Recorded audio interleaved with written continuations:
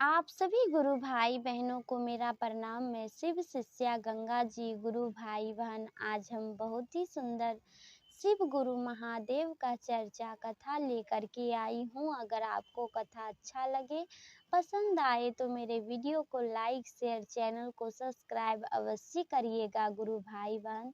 तो चलिए सुंदर सी कथा की ओर चलते हैं। गुरु भाई बहन, एक नगर में एक राजा रहते थे।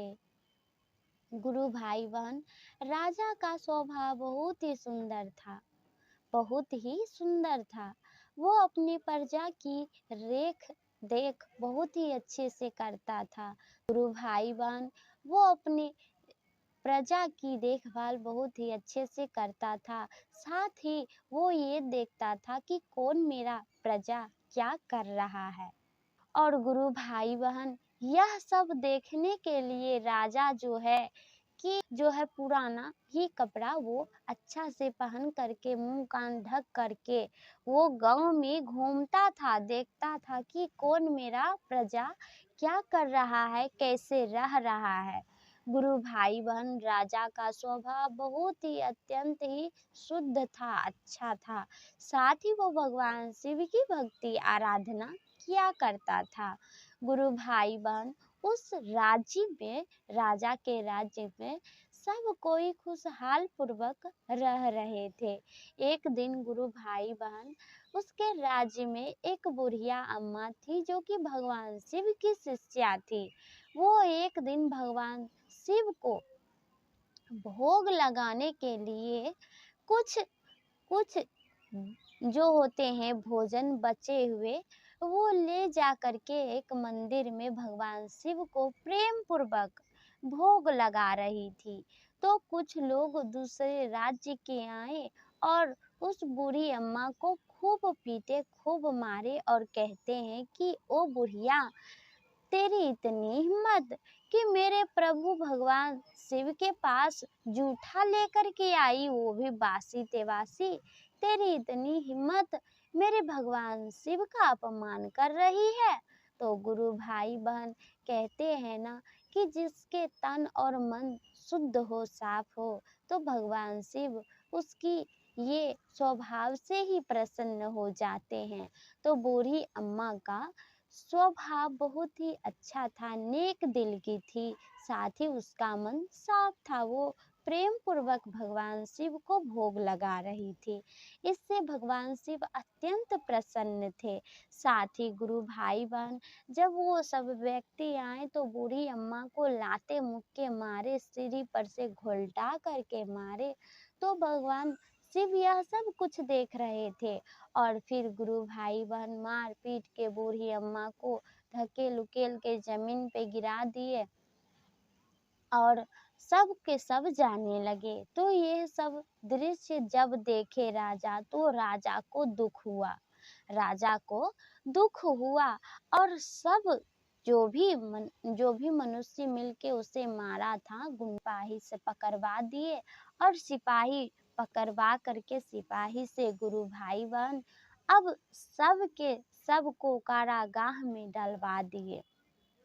कारागाह में डलवा दिए और गुरु भाई बहन जब कारागाह में डलवा दिए तो कहते हैं राजा कि अब जो है तुम्हें कुछ भी नहीं देंगे, ना भोजन देंगे और ना ही पानी देंगे। अब देखते हैं कि तुम क्या करते हो, कैसे अपना जीवन गुजर गुजर करते हो। तो गुरु भाई बहन इतना कहकर राजा अब चला गया। जब कई दिन बीता तो भूख के मारे, प्यास के मारे तड़प रहा था वो सब के सब व्यक्ति।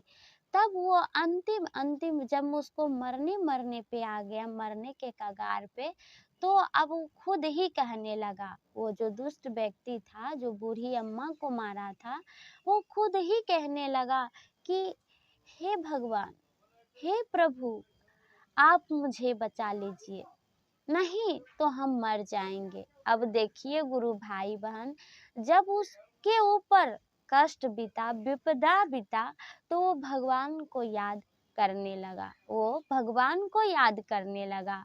तो और उधर राजा क्या किया कि वो बूढ़ी अम्मा को लाया, ला करके गुरु भाई बहन उसका अच्छा से ट्रीटमेंट करवाया, चोट-घाट लग गया था और बूढ़ी अम्मा के लिए एक अच्छा-सा वस्त्र दिया, मंदिर बनवा दिया, बोला बूढ़ी अम्मा को कि आप इस राज्य से बाहर ना जा कर के इसी गाँव में अब यहीं पे अब आप पूजा अर्चना कर सकते हैं, भगवान शिव को जो इच्छा हो भोग लगा सकते हैं, बस मन साफ होना चाहिए। अब गुरु भाई बहन उधर दुष्ट जो मनुष्य थे जो कि बूढ़ी अम्मा को मारे थे, वो करह रहे हैं यानी दुख में अब भगवान को याद कर रहे हैं।